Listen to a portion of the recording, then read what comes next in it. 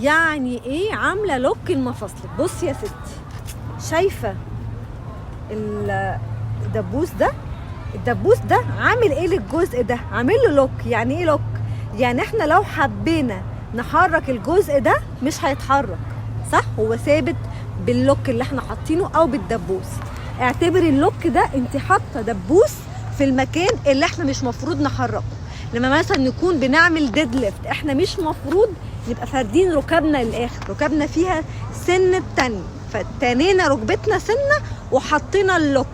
فهو احنا نازلين واحنا طالعين ما بنفردش ونتني ركبتنا، هي محطوطه في بوزيشن معين وثابته فيه لحد ما نخلص التمرينه.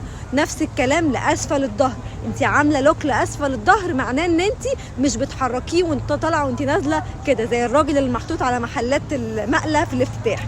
انت موقفاها في وضع معين علشان ما تسببيش لنفسك اصابه.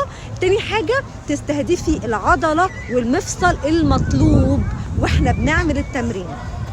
هديكي مثال، عارفه الحركه دي؟ الحركه دي بتستهدف الباي، العضله اللي هنا، ولو عملنا كده فهي بتستهدف التراي، العضله اللي ورا. طب ما هي شكلها كده نفس الحركه، هي شكلها يبدو نفس الحركه، لكن بتكنيك معين بتستهدفي عضله، وبتكنيك تاني بتستهدفي عضله تاني بنفس الحركه.